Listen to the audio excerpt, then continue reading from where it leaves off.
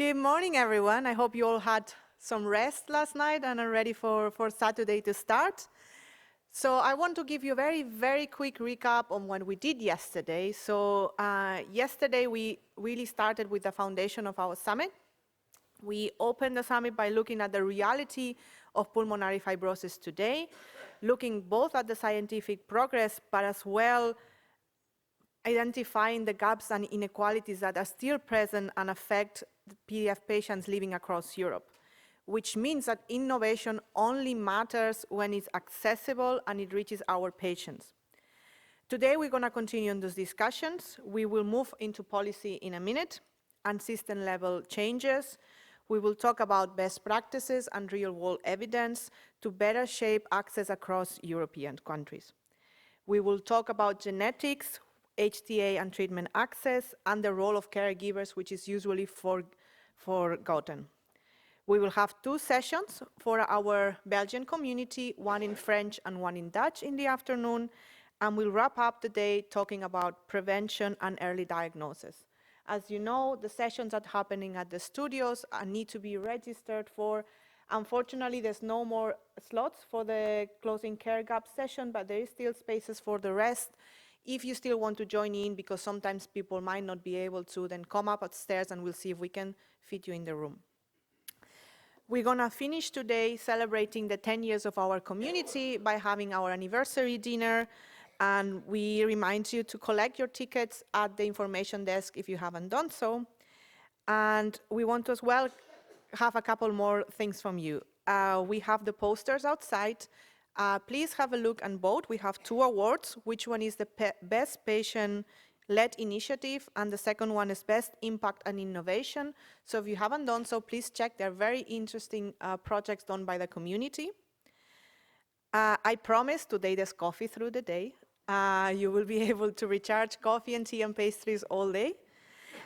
We ask you to please mind the stairs. Don't text and walk at the same time when you're coming into the Silver Hall. For our online participants, welcome to day 2. Please keep posting your questions. If we don't have time to answer them, we will make sure we get back to you offline. We want to enjoy today. If you need anything, you know where to find us. Thank you very much and enjoy day 2. And now I'm happily handing over to Gergely for our policy in practice session. Thank you very much, everyone.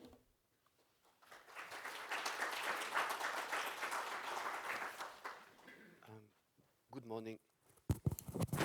Is it working now? Good morning to everyone. Many thanks for joining this session despite the early hour.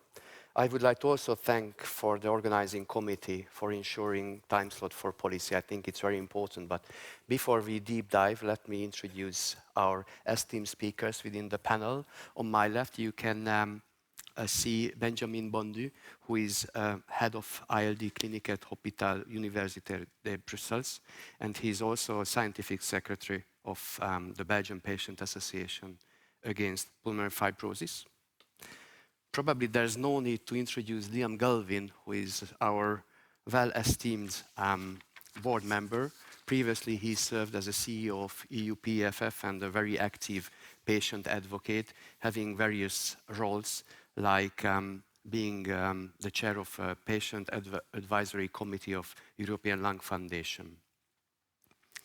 On my left, also a very famous person within the Belgian cystic fibrosis community. This is Stefan Joris. He's the CEO of the Belgian Cystic Fibrosis Association, where he joined 2016. He has a couple of roles also within the Rare Disease Belgium, where he became chairman of the board in 2019. When we are heading towards right, it's my pleasure to introduce Fraser Goodwin, who is working in Brussels in civil society organizations from 1993. He has worked on lots of policy fields like air quality, transport, also environment and children's rights. Currently, he's a policy advisor to the EFA, which is the abbreviation for European Federation for Allergy and Asthma. Last but not least, it is my great pleasure to introduce Wim Woets, who is an associate professor at the Catholic University of Leuven, Belgium, where he's heading the Laboratory of Respiratory Medicine and driving force behind the interstitial lung disease program. We are going to have a quite busy agenda, and what I would like to emphasize is that somehow we consider that policy is not very important. This is the menu you are going to hear a lot in the coming 72 minutes, actually. Originally, we were not thinking about providing slides, but I think it might be practical for further reference, so you can make some photos or even ask some questions, not within the Q&A session, but after our session. I think all of the speakers might be really open to consult more on this. But why policy? Because actually it's like an octopus with eight arms going to connect everything. So we can see from this very nice AI-generated picture that there's definitely a kind of interaction throughout the world ecosystem of rare diseases. So once we are talking about clinical trials, once we are talking about market access, we should never forget that this is actually a result of previous advocacy work where patients need to be involved in the European Union compulsory. But once we are really active, for instance, in clinical trials, we are collecting data which might be used later on for further advocacy activities. So this is what we are going to walk a little bit around. And you should never ever forget that those efforts, which currently is ongoing, for instance, in the European scene, is going to shape the future healthcare system. There will be separate discussions and sessions about health technology assessment, so we are not going to deep dive, but this is the very topic I was referring to. With that very brief introduction, it is my great pleasure to hand over to Stefan to walk us through, because we are in Belgium actually, so we thought that it might be practical to map how actually the rare disease plan is working in Belgium, what kind of takeaways might have our patient representatives here from various countries of Europe. Stefan, the floor is yours. Thank you, and good morning, everyone. Does it work? It does. Okay, thank you. So, just a couple of steps back in history. In 2013, the EU asked all the member states to develop a first plan rare diseases, which was done by a very small committee within the King Baldwin Foundation, at the time composed with mainly geneticists and other people. And it had 20 recommendations, which were far from implemented at the time. And obviously there was in 2014 a state reform which federated part of the health care in preventive medicine going to the regions, all those screening programs, which didn't make it easier to implement such things as plan for rare diseases. So the former Minister of Health, which was Marie De Blok, then asked to develop 4 pilot conventions. Conventions contain reference centers and integrated and multidisciplinary care for 4 diseases. But after 5 years, none of them was already activated, and our actual minister decided that that was enough, because in 100 years we would never be halfway at this speed. So he said, well, let's just make a large group from the field composed with all the stakeholders, and let's just draw up a new plan rare diseases. It was divided into 6 domains, and within those 6 domains we actually developed 25 actions. Plan has been presented on Rare Disease Day this year, end of February, and it's already ongoing. The start is given. There's the setup of a new committee for rare diseases, a national committee for rare diseases, and some of the exercises are already ongoing, and the first 3 of them lay the actual base for to allow us to build a new and integrated healthcare system for rare diseases. And the first one is mapping of expertise, and that may seem a bit surprising, but actually the 8 rare function hospitals, as we call them today, they will be called reference centers for rare diseases in the future. Most of them are centers that have a center for human genetics. Don't really know all the expertise they have. So we really need to map all that, because it's very important not only for patients and their families, but also for healthcare professionals, first line, general practitioners who, first of all, don't know the existence of those hospitals and don't know, when a patient is having a very difficult case, who to refer to. So it's very important that people know where to go and where to find the expertise on their particular disease after, and on average in Belgium, 5 years long wait for a correct diagnosis. So that's the first one, which is really important. It's ongoing. We'll be planning is to finish that up by end of this year and to publish it start of 27. The second one is there's a central registry for rare diseases that has been there for the last 8 years, but only 3% today of the estimated population that suffers from a rare disease in Belgium is registered in that registry. And if you really want to develop a policy, you need to make that group visible. You cannot build a policy on estimations. The estimations today are between 500 and 700,000 people in Belgium suffer from a rare condition. That is not a base to go on. That is, we need to know who we're talking about, how many people, and what are their needs, unmet needs in general, medical or not. So that's a second one, which is really important. And the third one is we are also setting up a central point of information so that people can have a national point of information where they can go to when they have questions, when they feel somewhere trapped without having a real concrete diagnosis. And I think a lot of people in the room recognize the fact that in those 5 years, how often they receive the answer that it must be somewhere between your ears, and that people have to really continue to see other people before having a correct diagnosis. And it's not the end of the line. As far as we don't have the mapping of that expertise, the journey continues in the search of an expert in their disease. So there's a lot ongoing. And I'm going to try to be as short as possible because it's such a large field and there is so few things that are really, in generally speaking, in place in the healthcare system today.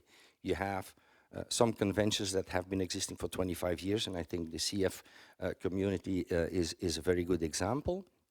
It's been set up in 1999, and it contains 7 centers that have a multidisciplinary team taking care in a holistic way of their patients, and that is almost unexisting today for most of the rare conditions. So the mapping should end up in a harmonization and a kind of clustering of groups of rare diseases. There's still a discussion whether we should do that based on the ERNs, whether we should do that based on the system of French filières, or whether we should do that based on ORFA codes. So there's still a discussion going on, but the clustering should allow us to set up generic multidisciplinary teams in those hospitals. They will set up generic care trajectories, coming to disease-specific trajectories and ending up with patient-specific trajectories. So just as a conclusion, what are the main, for me, positive points of this plan? It's been elaborated by the field. All stakeholders have been involved and will be involved in the new Committee for Rare Diseases. So that means that there's a general support, credibility for this plan, and for me that's a factor for success, because the proof of the pudding will be in the eating, of course. And 2, This plan at least tries to help the whole population, because starting with pilots will get us nowhere. We're talking about 6,529 identified diseases within ORFA code.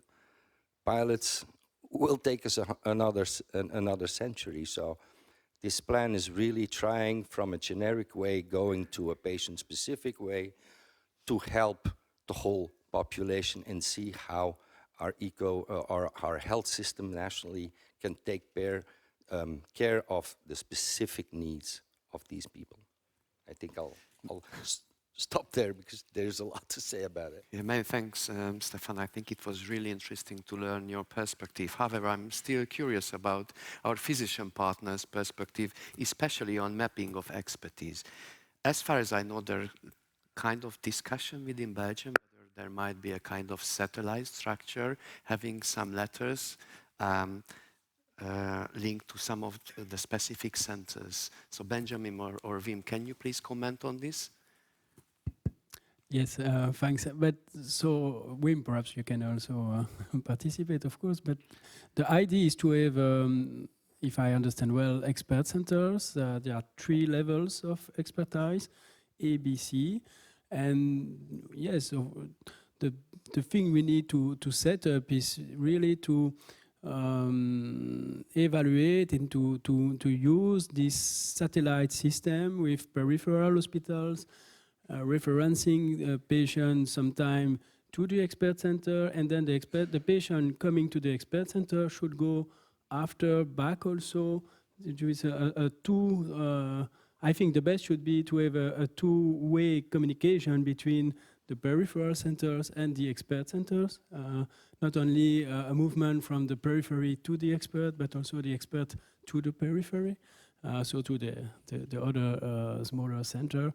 And so this is probably a good way to have better care for the patient, better local care also. So I think it's a good way to. It's already a little bit what we are doing actually, but it will be well defined and organized, structured compared to what we are doing for now. Yeah, thank you. I fully agree with you, Benjamin. And I just want to take a few steps back to what you say. The historical perspective is that in Belgium there was a lot of support for cancer.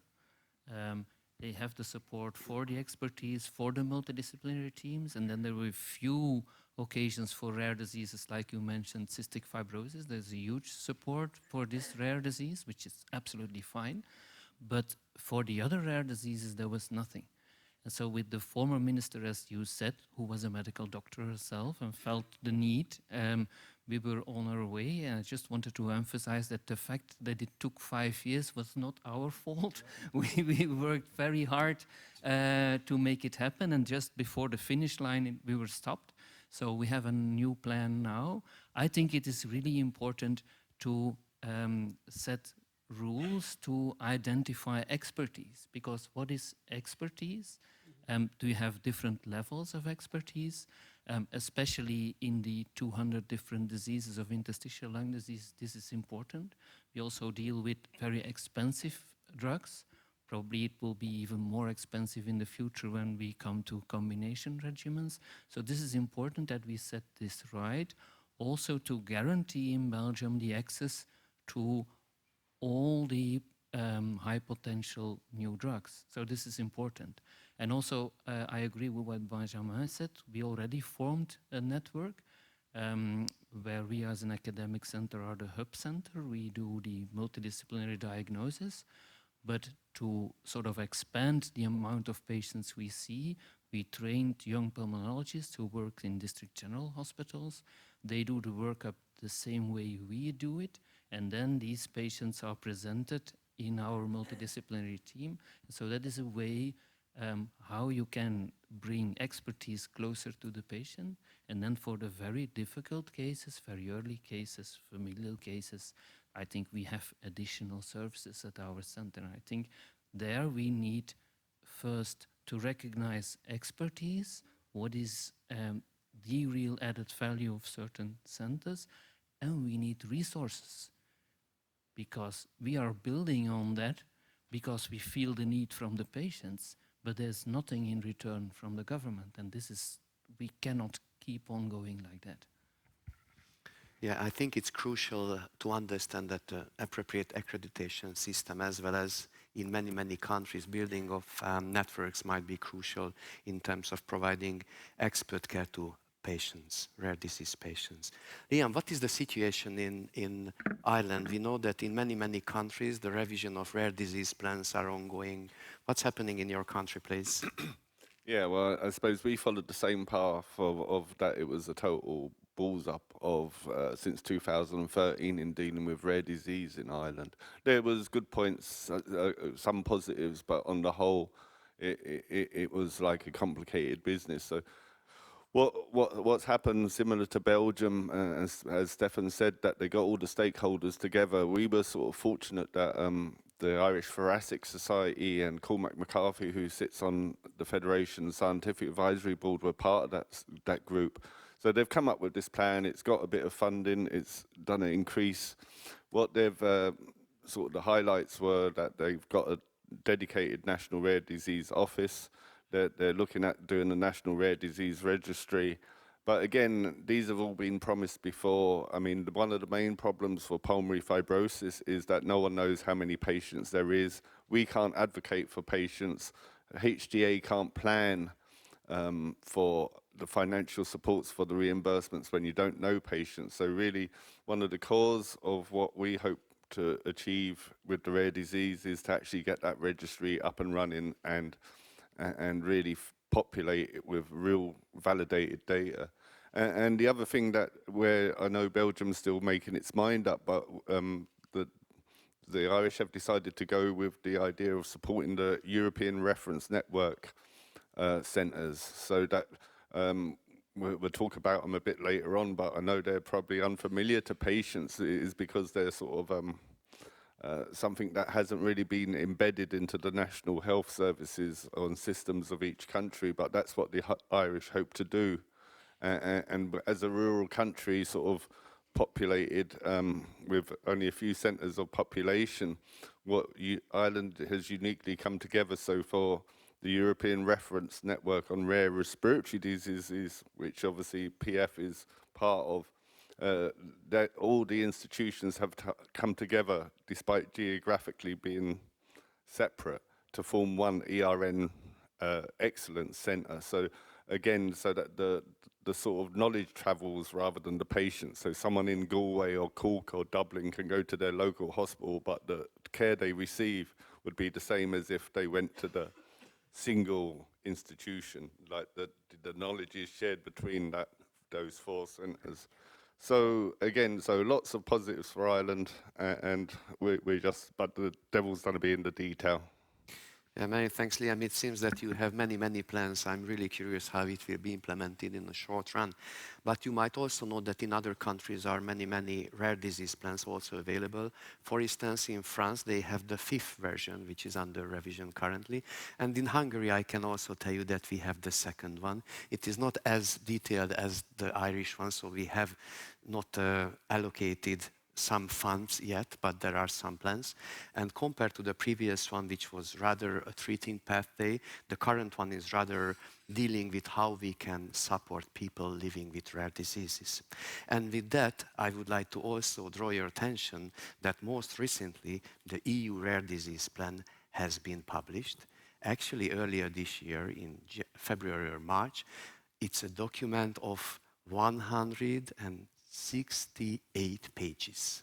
So it's even a kind of challenge, not to read, but digest. But anyways, it's very important because we need to understand that solely in Europe we have around 30 million people living with rare diseases. So we need to tackle this problem on an EU level, and probably you can see on the list there are many, many points where this plan came up that probably EU might play a crucial role on facilitating not only the research, but the diagnosis and screening, for instance, with better registries. We already talked about this. But naturally, it might be also interesting to learn how the patient and family support can be provided on a cross-border basis. But I believe that many of you might be curious how we are talking about EU-level policies, because actually in Europe, it is with the member states' authority. So I would really like to learn from Fraser that is it completely true that only member states can deal with healthcare-related issues, or actually there are other territories where EU can influence the member states' decisions? Thank you. Yes, there is the common refrain in Brussels that health is the competence of the member states. Stay out of this issue. However, there's an important caveat on that. There are elements, indeed, of healthcare which are exclusive competence of the European Union. So blood and human tissues and the cross-border transportation of that is the exclusive competence of the European Union. Obviously, the regulation of the pharmaceutical sector overall, which has just seen a once in a 25-year revision, that is the exclusive competence because it's a single market issue.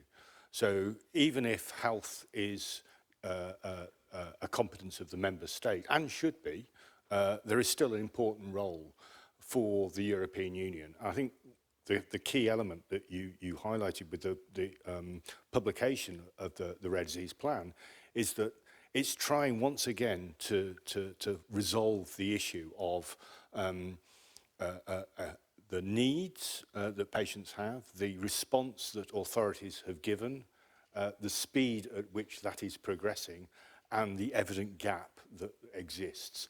And so the convening role that the EU plays is just as important as an exclusive competence or a competence to act on a specific issue, bringing people together and ensuring that energies are renewed and there is political will and political momentum to make the changes necessary to overcome roadblocks at a national level so you do get progress.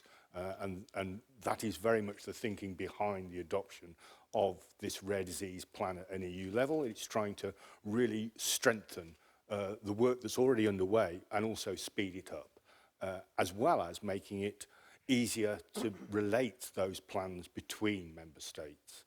The other element that is obviously really important within responding to the healthcare needs of all, including rare disease patients, is the element that relates to the workforce. Obviously, there's a whole body of EU law and EU competence about cross-border freedom of movement. And one of the biggest areas of concern is the lack of healthcare workforces, and the way in which that is addressed and considered needs to be a European response. Otherwise, rich countries are going to steal and dominate to the expense of everybody across the continent. So that is, again, another European competence that is really, really important. I think one of the things as well, from my experience, is it's not just the European role is not just about bringing member states together, it's about bringing different topics within member states together. And although health care is predominated by the health ministry, there's an enormous role to play for other ministries in the response needed for the rare disease community. We've heard a lot about family care, carers responding. That very often isn't the responsibility of the healthcare system, the health ministry. It falls under the social care. It falls under social sectors within the various member states. Bringing these people together because it's a convening European action means that you actually force the people from the social ministries and the health ministries and the research and innovation ministries to sit down and talk together, something that might not be happening without European action. So I could go on and on and on, but the idea that there is no EU role in this is unrealistic, and there is a real European dimension. I would do a Monty Python-esque quote, what has the EU ever done for us? And there is a long, long list, and all of those of us who come from the Scilly Islands, just off the coast, will recognise that ignore that at your peril. Yeah, many thanks, Fraser, and also for this very nice slide, which is coming from our policy paper. I see, Wim, that you try to contribute. I would like to just highlight that as we see, there are many, many things we need to deal with, especially difficulties or some challenges. But Wim, the floor is yours. Yeah, thank you. I agree with you. I think we should not underestimate the power that the EU has. And as you say, they always say, well, there's nothing we can do because it's the responsibility of the member state. But one of the major achievements, in my opinion, is it has already been alluded to, is the establishment of European reference networks, where there was a sound system in place to identify expertise in different rare diseases. And it forced the member states at least to think on how should we implement this system. But then obviously we see that there is differences, like for instance in the Netherlands, in France, these ERN centers really are endorsed. That means there is financial support. They have also a certain liberty to prescribe expensive drugs, whereas in other states, unfortunately in Belgium, it is supported because there was no other way, but there is nothing to it. So I think we should argue even more with Europe that it uses its power to force the member states to act for rare diseases. Yeah, and If I can just a very short comment, because I know the time is flying, but regarding Europe and the role of the ERN, also I think there is a specific area where there is a huge work and where it's typically the domain of the Europe policy is a cross-border care, movement of people, of patients coming in different countries in Europe with, for example, oxygen, need some drugs, to be able to find a way to facilitate this, and probably the Europe policy could really, that's the good place to discuss and manage these things together with the ERN, which is also one goal of the ERN. But that's something I would like to highlight, where probably Europe and ERN could also provide improvement, significant improvement. And yeah, many thanks. I think that's very important to emphasize that this cross-border healthcare directive was one of the very first and main step how patients can travel within the EU. But as you mentioned, there are other dimensions we need to consider. But before we go and deep dive into ERN, I would like to ask both Benjamin and you, Wim, what kind of experience you have with cross-border healthcare, how many patients you might see from different countries, because, you know, especially in smaller countries, it's a kind of sharing not only expertise, but also resources, which is crucial for the management of rare disease patients. so we have several patients, but it's of course a minority of those patients coming from other countries. It's always quite difficult. Need, for example, for oxygen to always it's difficult. Need to discuss with the social assistant, contact the mutual, the country. It's always difficult to manage foreign people in Belgium. So we try to shift the patient in the Belgian system, but the reimbursement criteria, for example, could be different. So if we have some patients coming from different countries with antifibrotic drugs, they are coming, but if you want to use the Belgian system, we need to follow the rules of Belgium, and sometimes it's not possible to have the reimbursement, for example. So, well, it's always case by case. I don't know if you have it's not well structured. It's always case by case, and need to see how we can manage it. But yeah, I agree. It's less than 5% of patients, and most of the time we invest in diagnosis, as the expertise is there. And then often for treatment, we have to refer these patients back to their local country because we can't have reimbursement, as Benjamin said. Yeah, so actually the concept for this, that the patient is traveling. My question is, Liam, would you mind walking us through a little bit on the ERN concept a bit, how it differentiates from this other Yeah. kind of cross-border healthcare? Yeah, I mean, cross-border healthcare is sort of like in principle is there, but it's a bureaucratic nightmare. And if you've got a rare disease like pulmonary fibrosis, it is too burdensome to travel across for expertise. So like the European reference networks were set up in 2017, and it was actually the Federation who were very supportive and actually did the submission for ERN lung, which is the one for pulmonary fibrosis.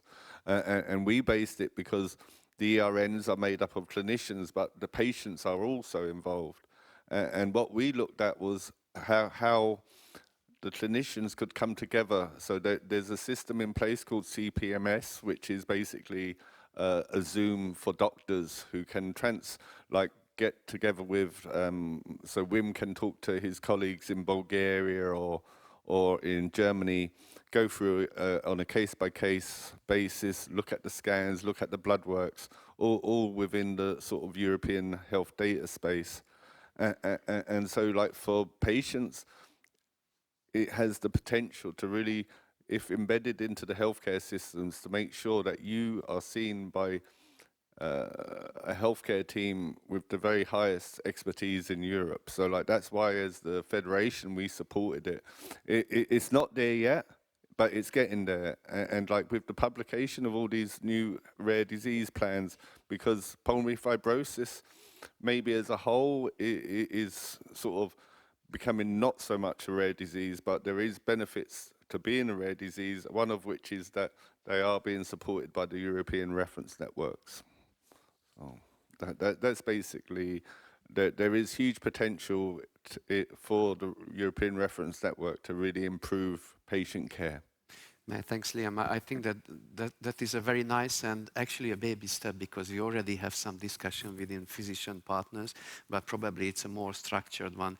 Benjamin or Wim, would you like to share some feelings about the CPMS? Because we know that there are some challenges also and some criticism about it. Well, it's some challenge with CPMS, but it's still a new system. But I think it's a good example, in fact, of the collaboration we can have across European countries.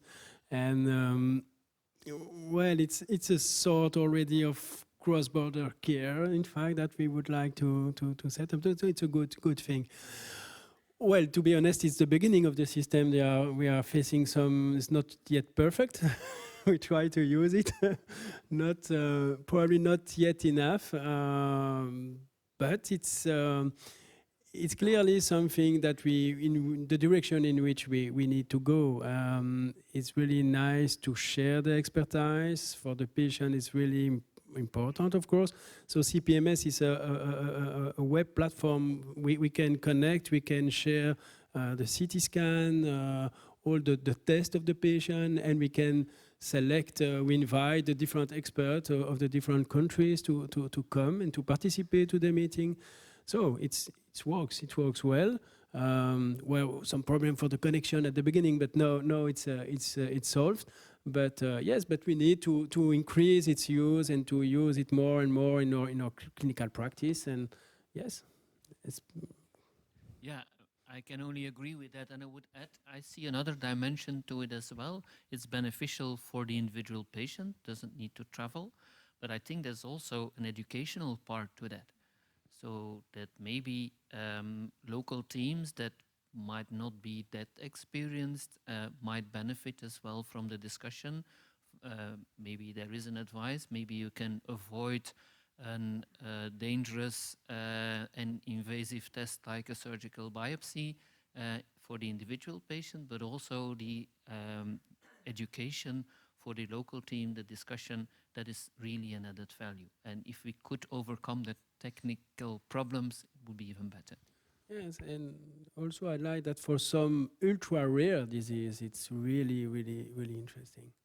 Because for the rare disease in our country, with our expertise, probably we can manage 99% of the case, but there are some patients with specific genetic disease or pediatric rare disease in which this kind of meeting could be really, really interesting.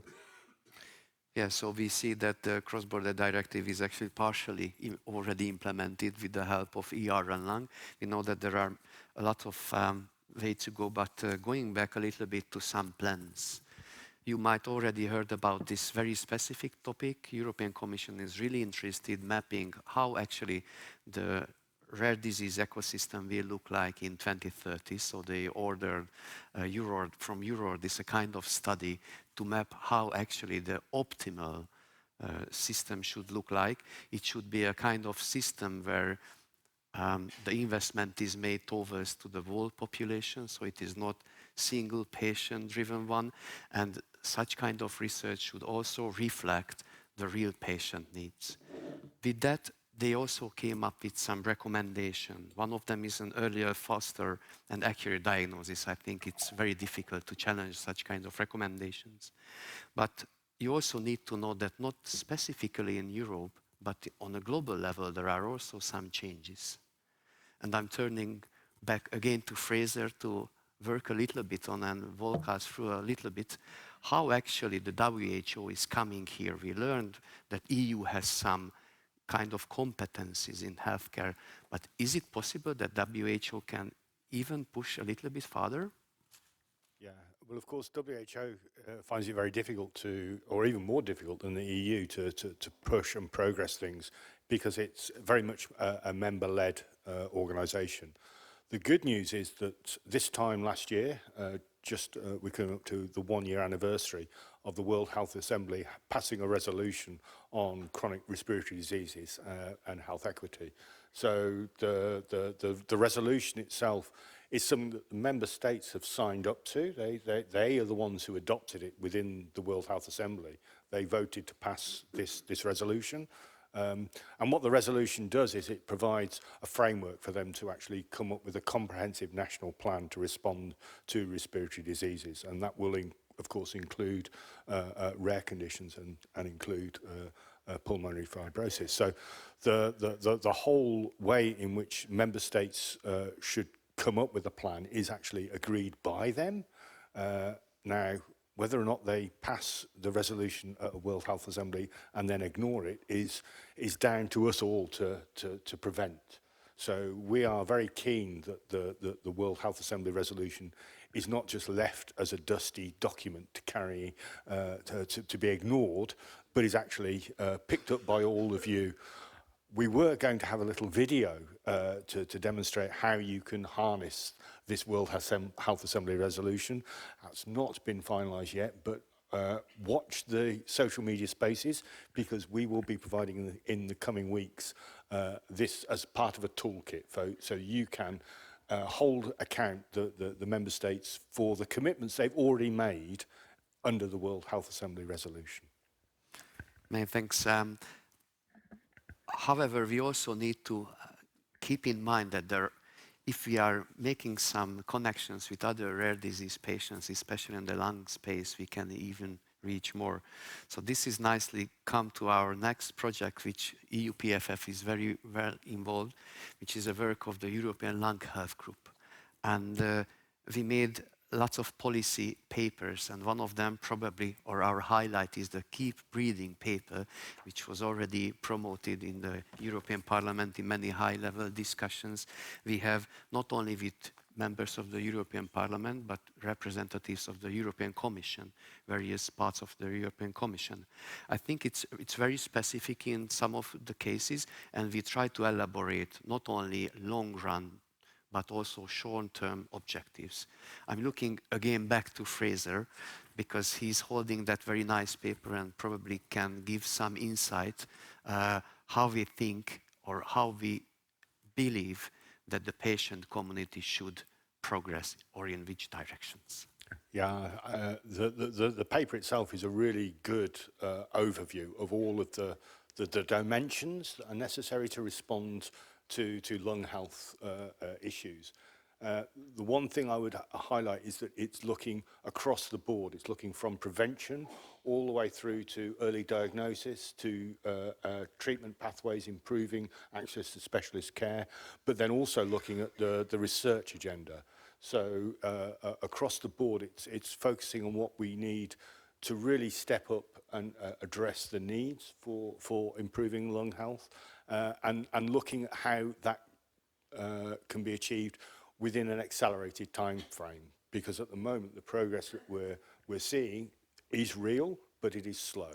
So the whole body of work for this document is about how we need to speed up our efforts, how we need to increase implementation of things that we know that work. There's a lot that we know that work that just rests on the books as an idea rather than is being implemented, and that needs to change. And a great example of that is the prevention area, where we know more is needed on tobacco control. We know more is needed on new smoking products for lung health. We know that young community is heavily impacted by that, but we're not doing very much to address it. So this is an example of what this document brings forward. It would also, in rare diseases, address things that have subsequently happened. I think I'm really happy that this as a document foreshadowed a lot of the progress that we've already talked about within the adoption of the rare disease action plan at an EU level. So I would heartily recommend you look. Yeah, if I may, actually there is a magic word within this policy paper which is about standardization. Standardized information should be provided to the patients. Standardized diagnostic pathway should be in place. And also we should think about standardized self-management tools. So actually this paper has been published, but I was wondering whether there might be any further steps for our lung health community within the European Lung Health Group. Yeah, our major ask is to copy for respiratory health and lung health what has happened for, first of all, the cancer community and then the cardiovascular community. They have both seen multi-annual plans with a real emphasis, a real focus of the whole of the European Union's efforts on those particular conditions. So the EU Beating Cancer Plan was the first one, and it actually had a lot of benefits for the respiratory health community as well. Not just those patients with lung cancer, obviously, but also the increased screening that was undertaken to respond to lung cancer actually picked up a lot of other conditions as a byproduct. They were negative for cancer, but they were positive for COPD or other respiratory conditions. So there wasn't necessarily the patient pathways available for them, but at least the early diagnosis component was achieved because of the EU Beating Cancer Plan.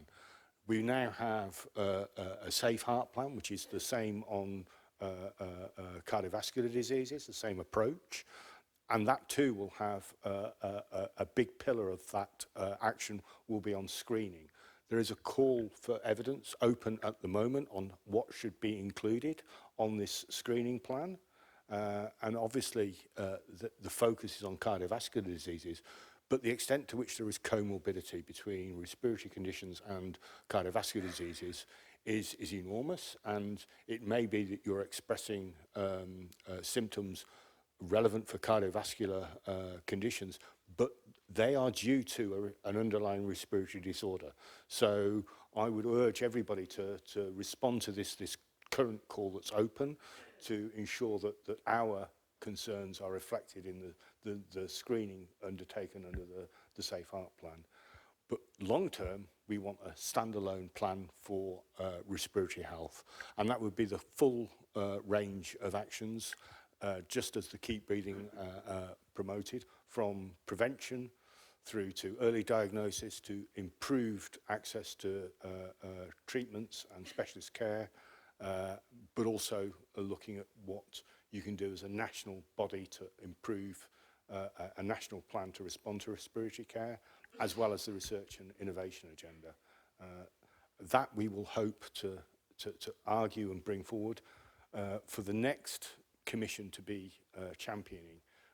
So that is a very long-term process, but that doesn't mean to say that we will be doing nothing to prepare for that within implementing the cardiovascular action plan. We hope that we're building blocks and progress from, first of all, the Beating Cancer Plan, then the Cardiovascular Action Plan, so that we can be in place to have something strong so that Europe can respond to the demands of the respiratory healthcare community.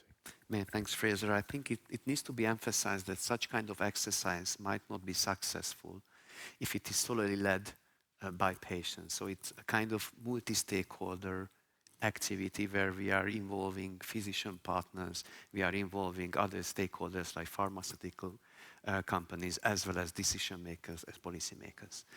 So you could learn that we have a EU rare disease plan, and probably hand in hand we are going to have a lung health plan. I think it's crucial to emphasize that we need a kind of integrated approach on this. So you might learn lots of plans from our talks, but you might ask, actually, what is actually, it's a tangible kind of activity, the policy. So let me turn to you a little bit how actually we are working within EU PFF, because there are many public consultations we already participated. And even if we are talking about solely this slide, we could talk about half a day. So the European Medicines Agency, as well as the European Commission, regularly provides possibilities for patients as well as other stakeholders to comment some of the initiatives. So you can see that it's a great variety of topic coming from acceleration of research. I think it's very crucial to emphasize that Europe is a little bit lagging behind other parts of the world. So there's a room for improvement for us. What are your perspective, even from patient or from physician point of view? Do you think that a centralized kind of subsidy from the EU might help us to better shape our research priorities? Or do you think that we as a patient community are lacking with some ideas or unmet needs which should be fulfilled by new medication? What's your perspective on this? Or even Benjamin or Wim, what's your thought about? Yeah, I mean, there's lots of patient unmet needs, and like at national level, it's very hard for a group like my group to argue for the EU, and that at the EU level, the WHO level, and so that's like why the federation was formed. Like back in 2016, we really wanted to help pulmonary fibrosis patients, but the way to do that was to support the setup of the European Reference Network on rare respiratory diseases. And what I see really is that, like, for the average pulmonary fibrosis patient, we sometimes forget we're part of the respiratory community, and that the only way we're going to get stuff done for pulmonary fibrosis is to raise up, you know, a rising tide lifts all ships. Like, if we work hard on either rare disease or respiratory, that is going to benefit our patients. So yeah, I think the EU is lacking behind in innovation. I mean, this has been really highlighted over the last few months, where they've seen that they've sort of neglected that sort of skill base, that they've neglected the idea that money in the banks can be used to fund innovation as it's done in the States and things like that. So yeah, I mean, from a patient perspective, there's lots more that the EU could probably do to support innovation anyway. Many thanks, Liam. And I think that cystic fibrosis might be considered as a flagship of rare respiratory diseases. And we know that you have a very nice and effectively working clinical trial network. There was a publication or a public consultation on using patient experience data. Can you please walk us a little bit how actually this clinical trial network and how patients can actually be involved in those activities? Well, cystic fibrosis is, well, it's not an old community. It's been a very old disease, but if we look at the European scale, in a lot of countries, those associations now are celebrating 60 years. It's the case for the Belgian Association, but France was last year. I mean, the bigger countries have been existing for a very long time.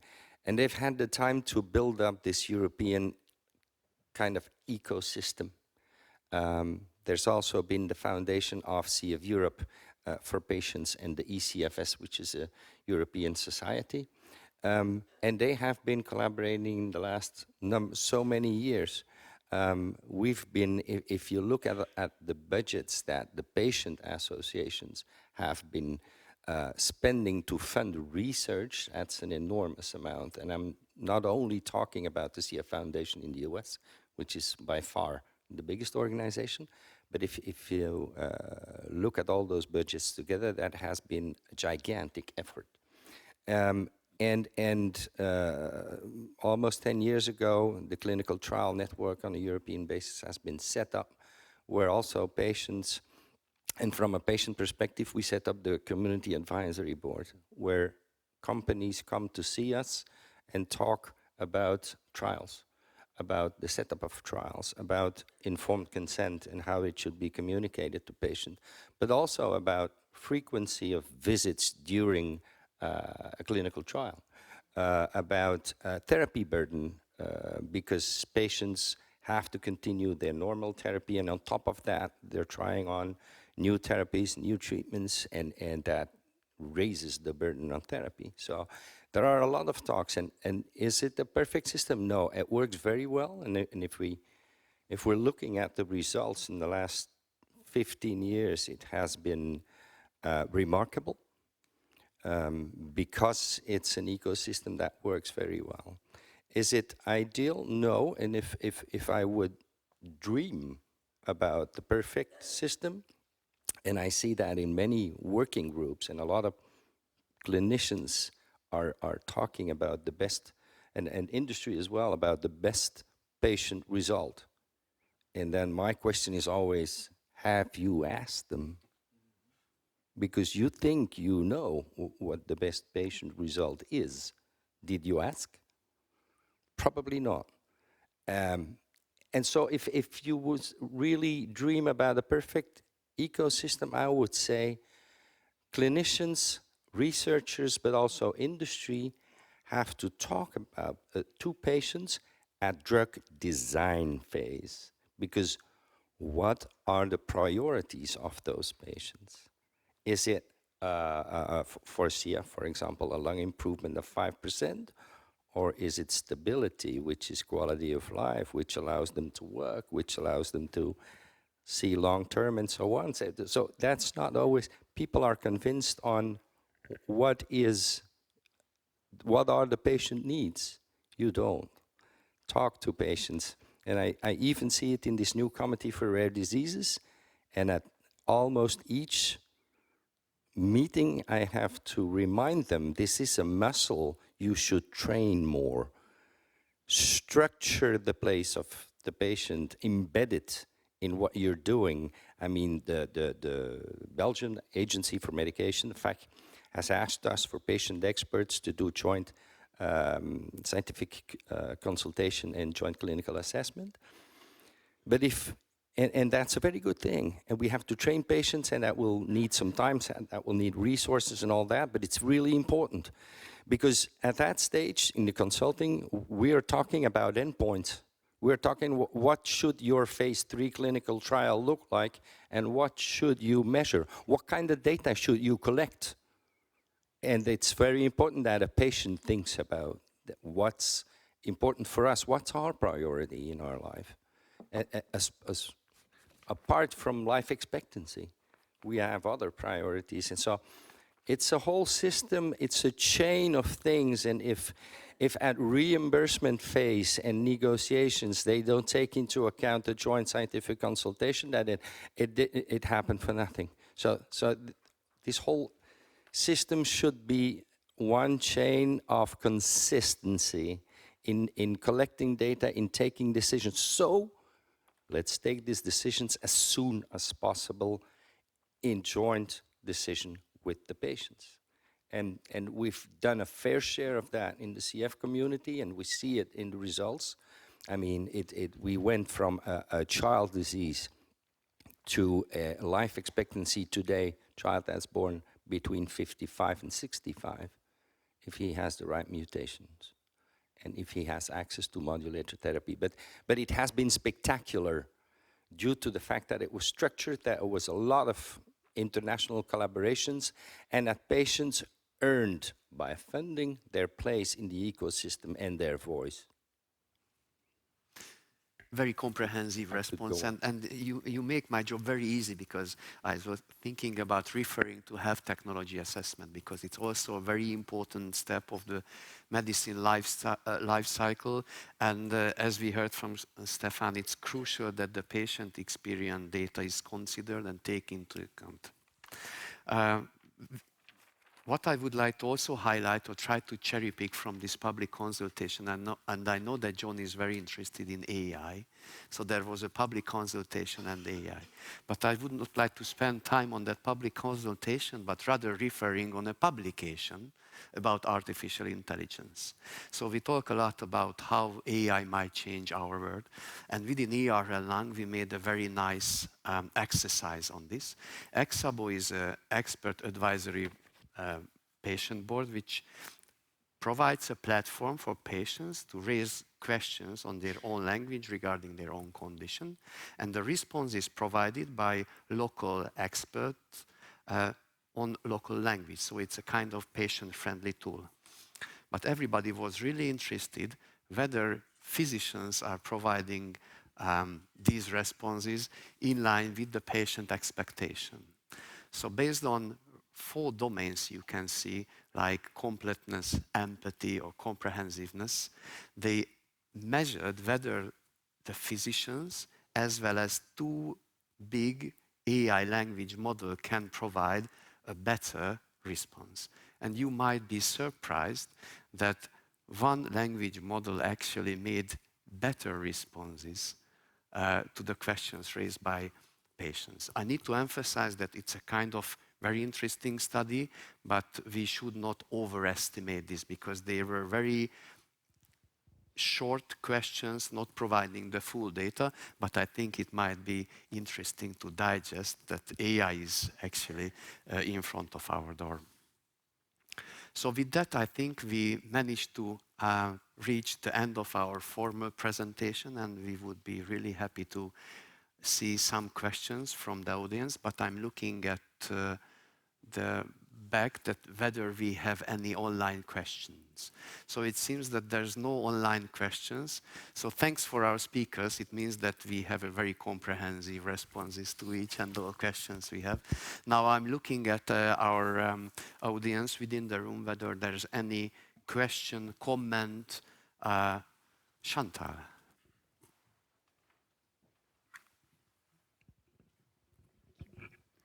Yeah, well, thank you for this presentation. It's very, very enlightening.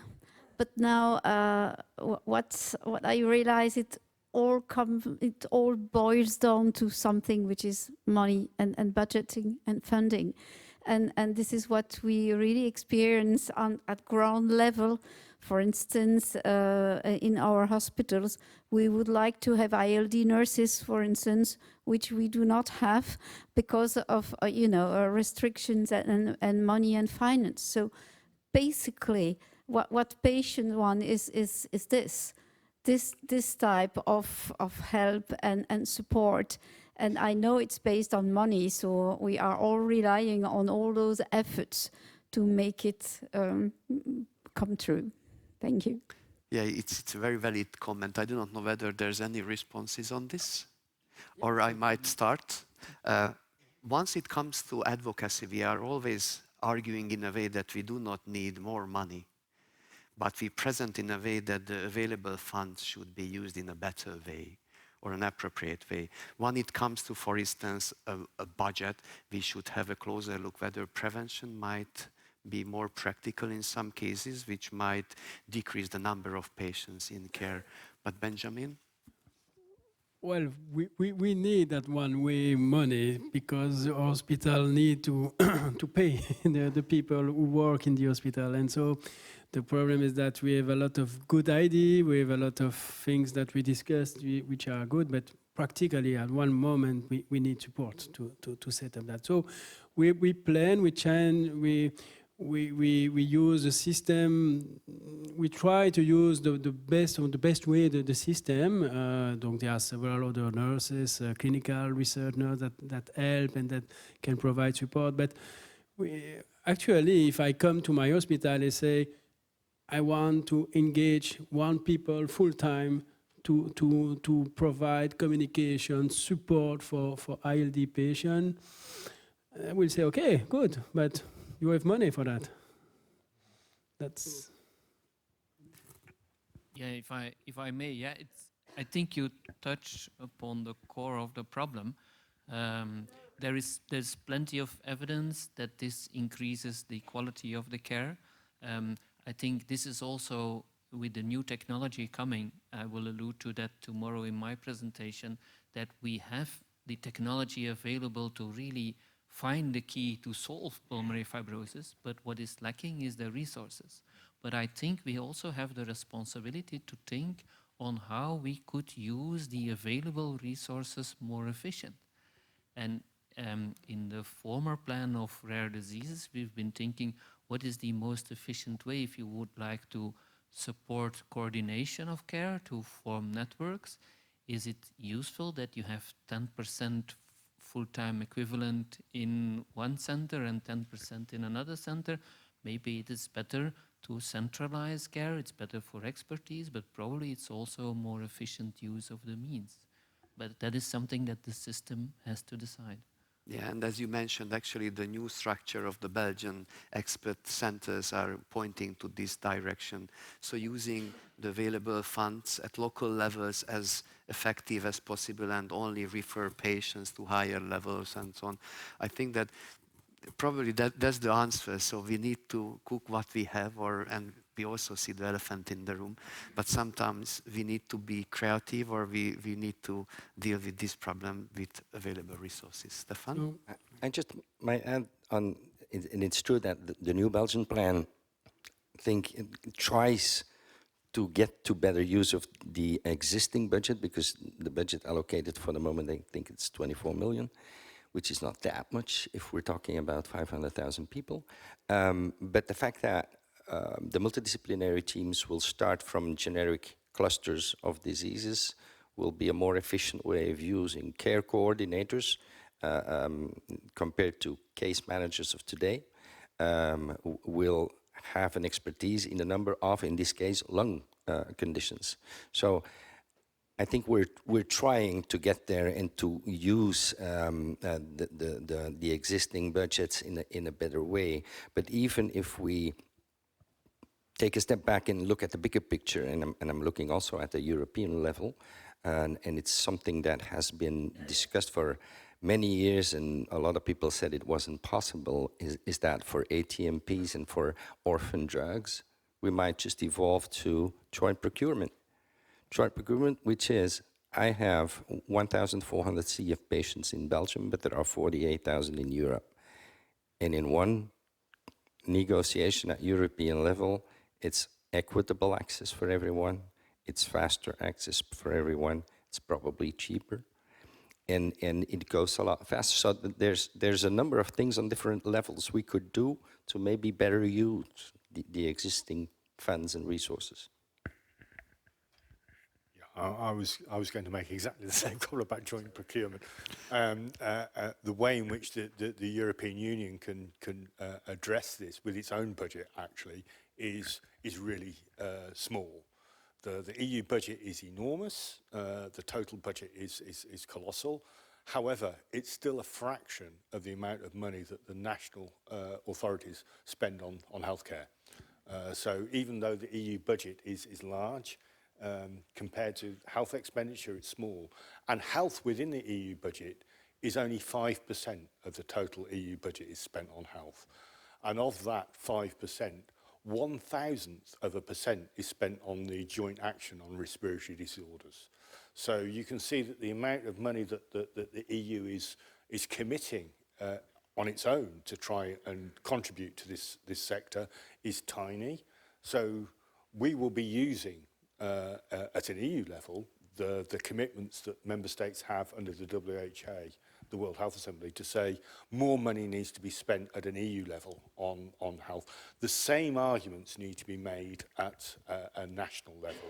If you're having problems with resource allocation, it's not just within the health budget, it's that the health budget is not getting enough money from your finance ministry, despite the fact that the member state has made a commitment for a greater effort. So my appeal is that it's not just how much of the piece of the pie you get, your slice size, but we need to make sure that the pie is big enough for all.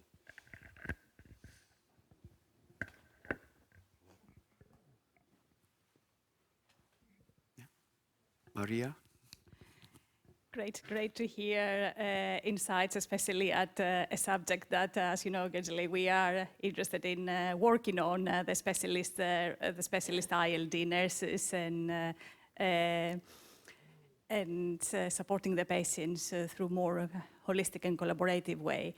But one thing that I just wanted to highlight here is awareness, advocacy, and the strength of stakeholders, and the need to work collaboratively together with the patient's voice from the perspective of academia, clinical, and patient stakeholders, which are the end users of the product, of the work that is expected to be done. But from across the three angles, if the work is working, if there's collaboration, the outcome will be stronger. And the patients should raise their voice. They should realize through associations, through patient associations, how important it is to say that we need this, and also express where they need the money, the budget to go to. Because in different countries, the policies are different, the needs possibly can be different for different reasons, or can be made to be different. So although a country might have a certain budget, if the patients do not say where the money wants to go to, then the money, as you know, can be distributed to who has the power to distribute the money where they want to. So we need a little bit of more awareness across Europe, where it is important, the money to be distributed. It is important the patients to raise their voice, also to understand in different countries what other patients are getting from this budget. And if they do not get what is essential for them, they should realize that why I do not get what my the equivalent patients in other places do get, and I do not. And that is something that we should, I suppose, with high importance, strengthen in these forums. Thank you. Liam, would you like to comment this from EU PFF perspective, Yeah, like the call to action? Yeah, I mean, for us, that's something we identified early on, that like at national level, it's the national groups that have to fight their ground to get their voice heard. And like there is competition, like we're in competition with oncology, we're in competition with you know, every other disease area. It doesn't mean we don't want them to win. We all want to win, and like that's what we should be getting across, that everyone should be treated equitably. But I mean, at national level, it's the national association. At European level, the federation was set up to sort of do the slow burn. I mean, EU policy is a thankless task. It's slow, it's bureaucratic. Like we sit through meetings, do public consultations, but eventually it will hopefully come back to the patient on the ground that there might be ILD nurses, there might be a change in, because they're saving money by joint procurement, they might have more money for the nurses. So like that's why we do it. It's not a very glamorous thing, and it certainly it isn't something that has you probably rocking in your seats as you're listening to this. But I mean, that's what the federation was set up to do that sort of deep dive into EU policy, to try and help the respiratory and rare disease community, because we're part of both of those. So like, while some of it might not appear to be directly beneficial to pulmonary fibrosis patients, and believe me, I sort of, why am I doing this? But no, it does eventually all filter through. But again, the federation is there at the European level to try and help the belt. Like, I know we have intervened and we put people in connection with each other so that we can fight for oxygen converters in Hungary, or we can ask for electronic prescriptions in Greece, you know, so like the federation is there for the national level as well. Thank you.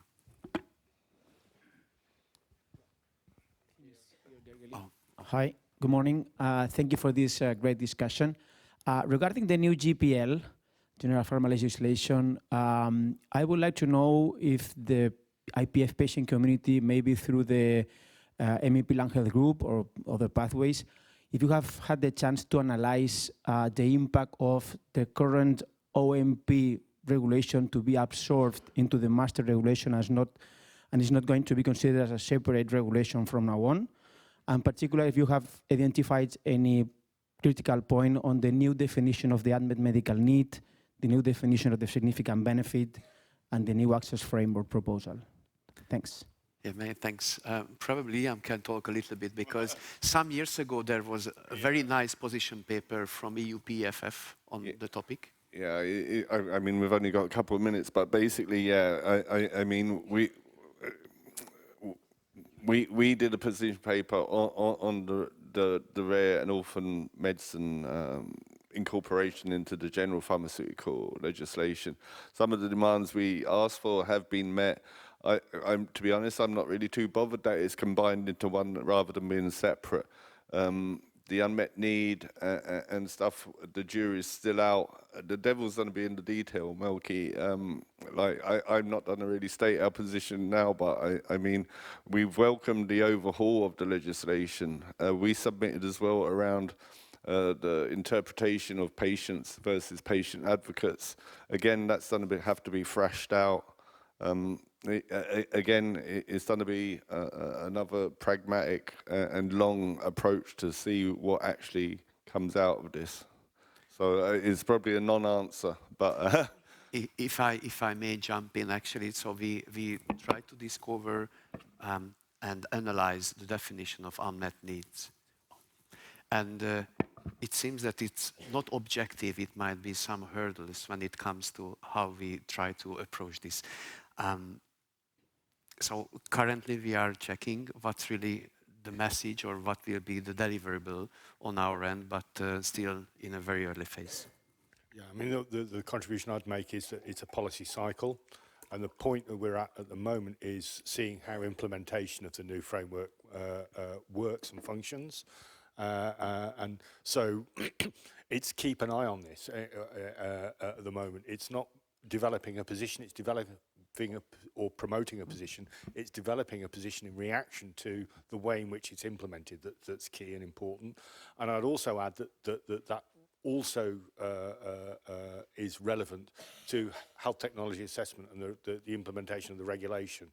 It's over the next 2 or 3 years that you're going to start seeing the implementation rollout of that and how patients are incorporated within the process.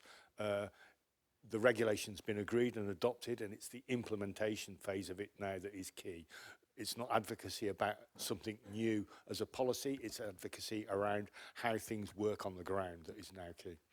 Many thanks. Probably we might have a last question. Thank you for the clear discussion. I'm Elisabetta Balestro from Padua. My comment is in line with Chantal comments, and I have a question for you regarding human resources, and in particular non-medical human resources, which is a really critical point, not only in huge center, but also for academic center who has not funding for non-medical human resources, which are essential for patients.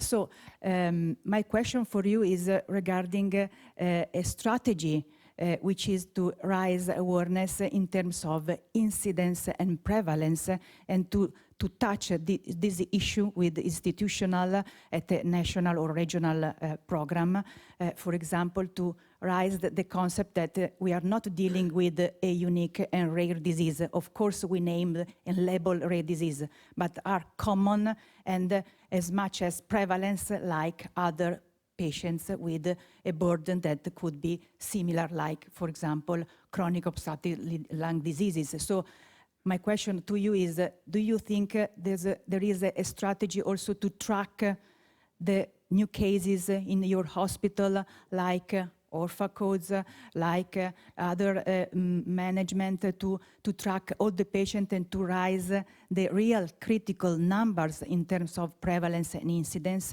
and to start a communication at a regional or a national level to increase awareness in terms of numbers, which means volume of activity, which means need of human resources, which are not only medical resources.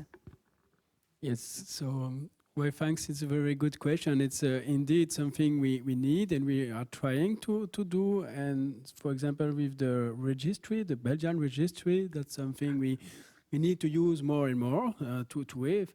As you said, you need to have the numbers and the volume of patients with this kind of rare disease in our country, and then we can go to the government and ask support for the patient.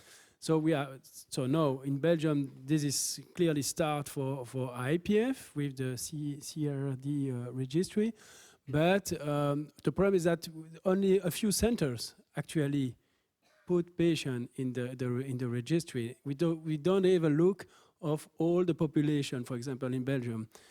So probably the registry need to grow, to increase, and so the awareness is very important, the referencing of the patient, at least one time in our hospital or reference hospital is important to enter the patient in the hospital, in the registry, and then it comes back to the reflection of the work with the peripheral centers, and then, so it's important that patient one time should at least be registered indeed to have a good idea of the numbers.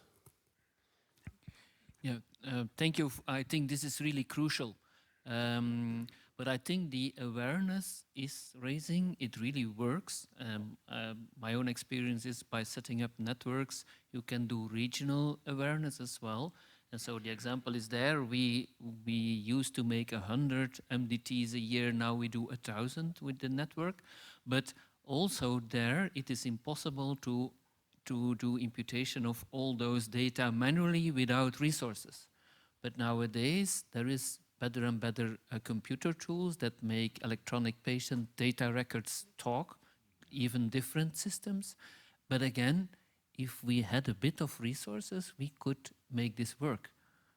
So, but I see a future for that. If we have a bit of more resources, we can make that happen. Yeah, actually, it is an original patient ask from the very beginning, have a registry, have a better understanding, which might facilitate research, which might facilitate the care of patients, which might help raising awareness, which might contribute to policy. So with that, I would like to conclude this session. So we really hope that you managed to have some taste about how our policy work is happening within EU PFF. And we really believe that you also have the feeling that there's a way of shaping the policy, which means that at the end, we are going to provide a better life and better quality of life for patients living with pulmonary fibrosis. Many thanks for your attention.